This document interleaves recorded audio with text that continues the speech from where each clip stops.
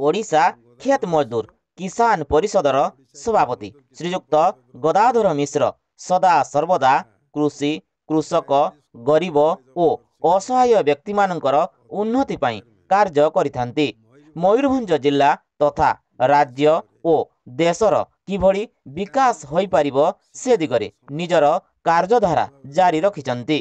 तेबे श्रीयुक्त गदाधर मिश्र युवक युवती मानंकु रोजगारक्षम करिबा पाई Gayatri school and college of nursing प्रतिष्ठा करिसंती, जेउथिरे युवक युवती माने सहायक मूल्य रे नर्सिंग तालीम ग्रहण करि परिबे।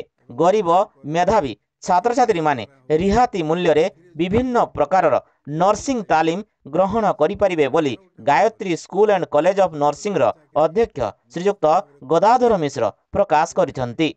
मु गदाधर मिश्र ओडिशा खेत मजदूर किसान परिषद सभापति तथा Gayatri school and college of nursing रो अध्यक्ष चेयरमैन। मयूरभंज रे विशेष भाव में पिला मानकर शिक्षागत समस्या बहुत भाव में देखा दूसरी। सेमाने उपयुक्त शिक्षा पाई पारु नाहांती। जी चेष्टा करी उच्च शिक्षा मध्य पाइले तांको पाई कोनोसी चाकरी नहीं। तेणु नर्सिंग स्कूल एवं नर्सिंग कॉलेज यही दृष्टि करा होसी। एथिरे जो माने ट्रेनिंग पाइबे से माने पास आउट हेबा परे सरकारी चाकरी निश्चित भाव में करि परिबे।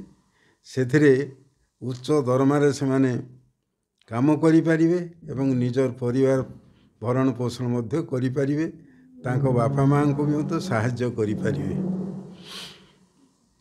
ओडिशा खेत मजदूर किसान परिषद तरफ या पूर्व बहुत कथा मु कही लोकंकर विकास पाई मयूरभंज विकास पाई मयूरभंज विकास पाई एक बृहत इस्पात कारखाना मयूरभंज निहाती जरूरी हो पड़ुछि। जहाँ फल मयूरभंज अनेक युवगोष्ठी से चाकरी करी निजर परिवार भरण पोषण करि परिबे एवं जो माने दादन खटिया पई जाउछंती मयूरभंज दादन मुक्त हो पारिबो।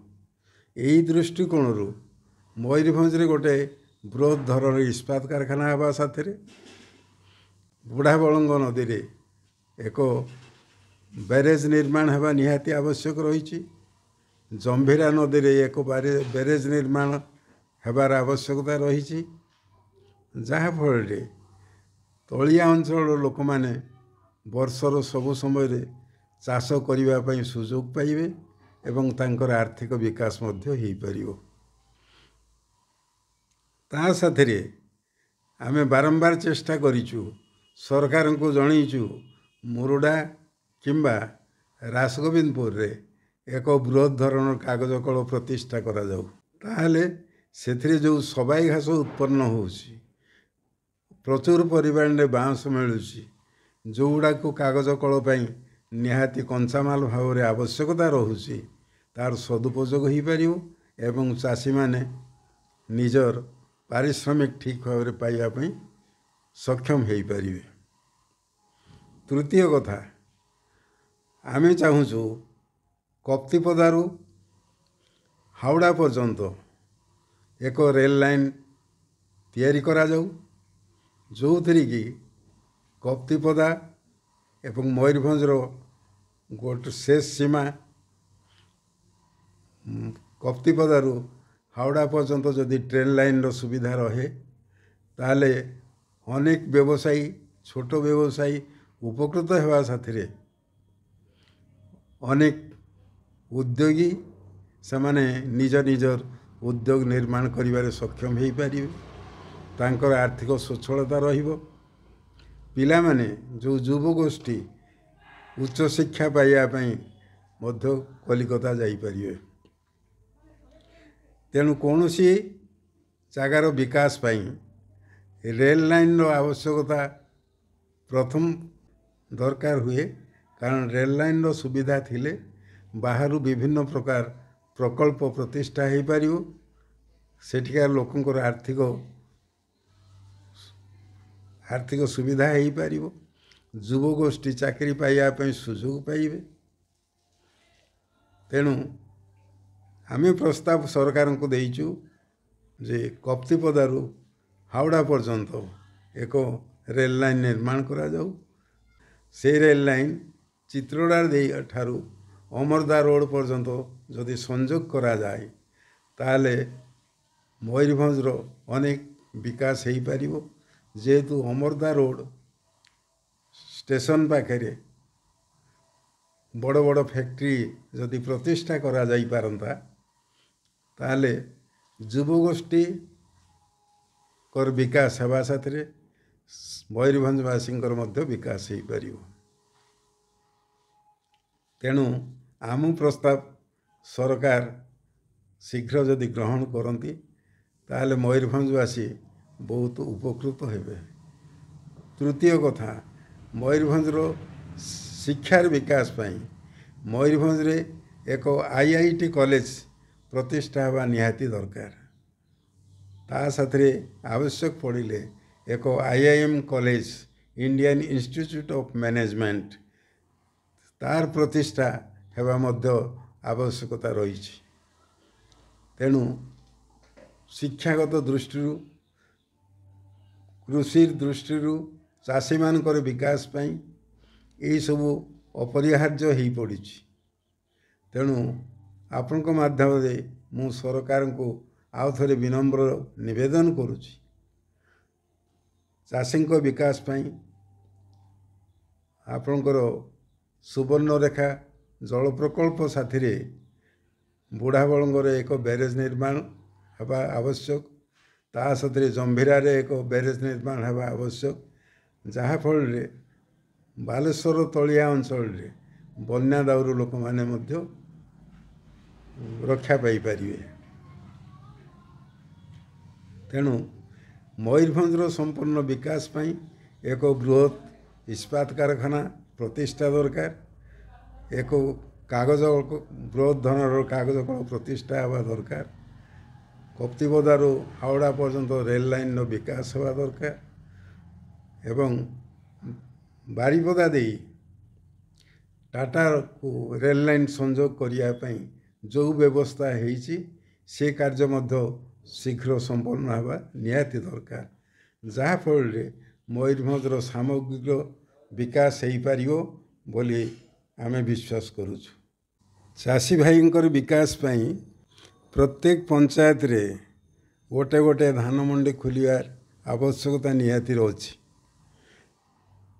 तांकर आर्थिक सच्छलता अभाव बहुत दूर पर्यंत से निजर फसल जो उत्पन्न होची बा धान को से बोही नहीं पारुना जहाँफल तांकर फसल उपयुक्त दाम रे सरकार पाखे बिक्री करने से अक्षम हो पड़ुंट।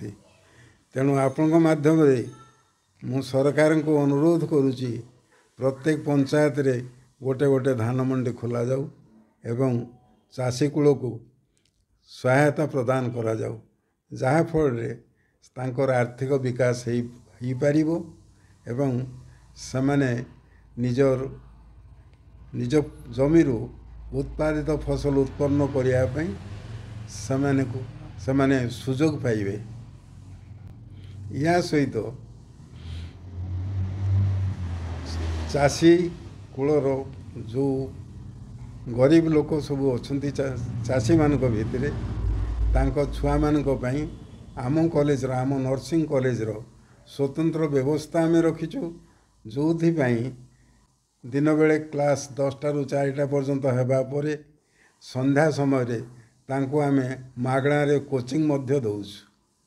एही व्यवस्था सबु वर्गर लोकंको पई उपलब्ध केवल हरिजन आदिवासी बा पछुआ वर्ग लोकंको पई नुहे सबु वर्गर लोकंको पई समस्त पिला मानको पई तांकर शिक्षार विकास पाई आम स्कूल ले स्वतंत्र व्यवस्था आम जारी रखीचु एवं आवश्यकता स्थले एसटी एससी गरीब मेधावी पिलांको पई आमे आमर एडमिशन फी भी छाड़ कर देइछु।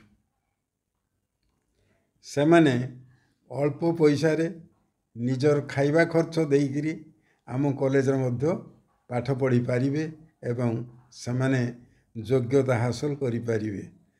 तांको उपयुक्त शिक्षा प्रदान करिया पई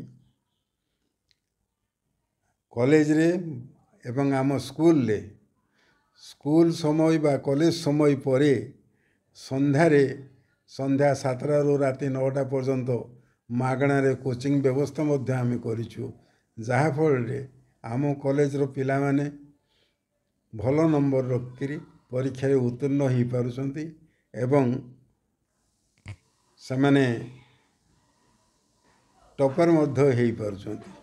तेणु आम आशा करुछु सबु जनसाधारण पई ए वार्ता देवा पई मु बर्तमान चाहूँगी जे जो मैंने तांको पिला मानकु उपयुक्त शिक्षा प्रदान करिया पई चाहूँचंती नर्सिंग स्कूल एवं नर्सिंग कॉलेज रे तांको पाठ पढ़ई तांको उपयुक्त शिक्षा प्रदान करिया पई गायत्री स्कूल एवं गायत्री कॉलेज ऑफ नर्सिंग रे तांको छुआ मानकु एडमिशन करांतु एवं यार सुजोग नियंतु जो थरे अनेक गरीब पिला मागणा रे शिक्षा लाभ करि परिबे। तेणु सर्वसाधारण का पई मु ए विनम्र प्रार्थना मध्य करुछि।